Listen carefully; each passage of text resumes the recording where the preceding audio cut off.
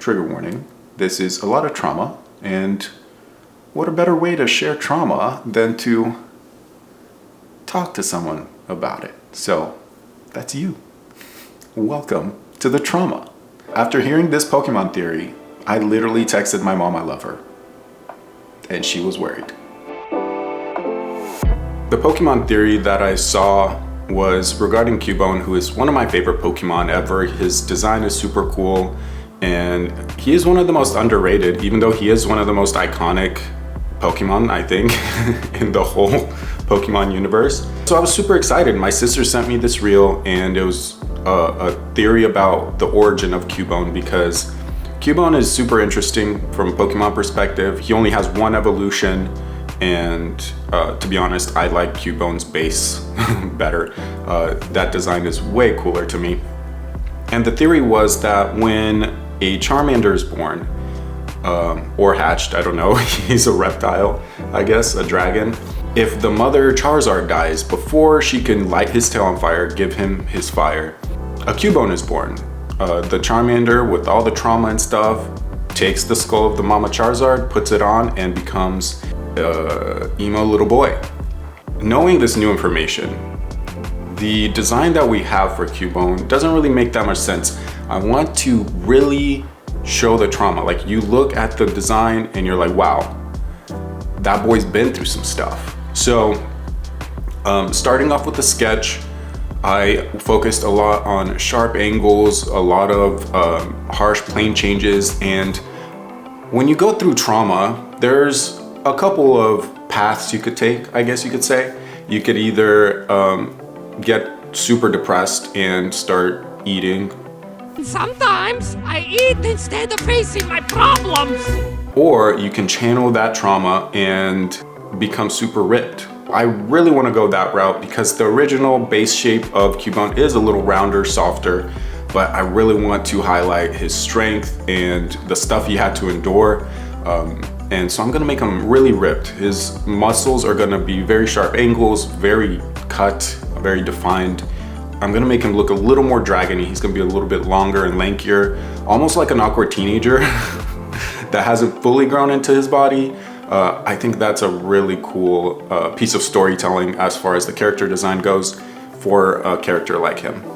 When I'm doing concept sketches, I'm usually inspired by a specific angle or pose that really captures the most silhouette detail and it makes the most interesting shape. So for Cubone, I only did this pose, but I know in the final sculpt, I'm gonna pose him in a few different ways. When I start off with the block out, it's going to be just a neutral pose that we can work with later. But yeah, this is the sketch. What a roller coaster it was, emotionally and design-wise, but emotionally. I'm not gonna cry on this take. We're gonna go straight into sculpting. Man, I didn't expect the emotions to hit me this hard, but that's okay. We're gonna carry on. We're gonna sculpt and it's gonna be fine. We're gonna be fine. It's okay, you guys. For the block out of Cubone, like I said during the sketch part of the video, I really just wanna do a neutral pose, making sure the proportions are correct. And I'm not going one-to-one the sculpt to the sketch. I usually just do the sketch to inspire the feeling of the character, like the edginess, the sharp angles, and the shape language. And then when I'm sculpting, I use that as a base and a foundation to find the final forms of all the different muscles, the different proportions, and really figure out what feels right. Because when you're drawing, especially when you're sketching, and I'm speaking for myself, you don't really take into account like every single foreshortening and perspective. So there's gonna be discrepancies and that can affect your sculpt if you're going one-to-one or if you're trying to go one-to-one. So I'm just using the sketch as a base, a frame of reference, where I tackled the main character elements of the Cubone, and now I can find the character in 3D. For Cubone's character design, we got his skull, we got his bone club, and then his triangular shape. Like, he has a thick base. That's something I didn't really draw in the sketch phase, I didn't really accentuate how thick he had to be. This boy does not skip leg day, but he really needs that heavy base to carry the ginormous head he has with the skull and to be able to swing the club around. Because if you guys don't know a lot of kinesthetics and like how anatomy works, a lot of your power when you're swinging things, and that applies to boxing, it applies to like chopping wood, all those things, it comes from your legs. So being able to push against the ground really hard and be able to leverage that club. So he's thick. I sculpted him without his mom's skull first, without the Charizard skull first, but I feel like as soon as I added that on, it really read as Cubone.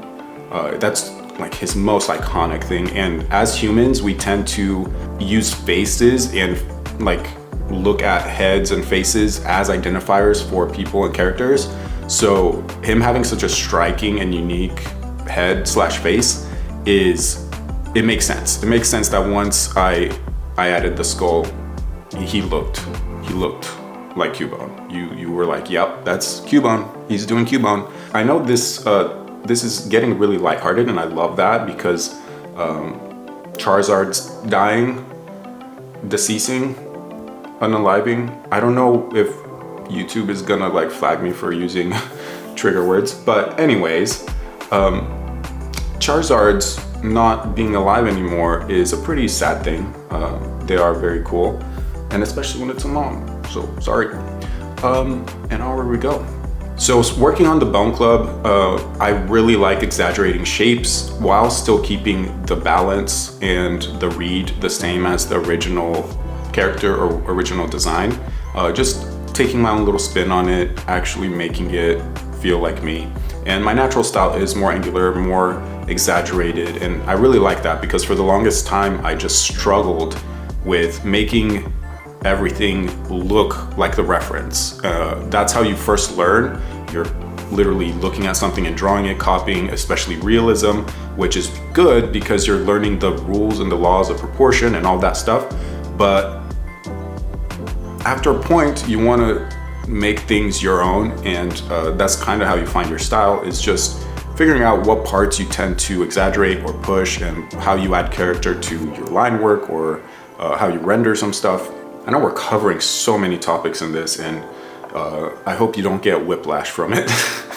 But all this stuff is super interesting to me, and I'm glad I could share it with you guys. Let's finish off the Bone Club. Sculpt, sculpt, sculpt, sculpt, sculpt, sculpt. Cubone, you're amazing. You are surrounded by people and Pokemon that love you, and you mean so much to us.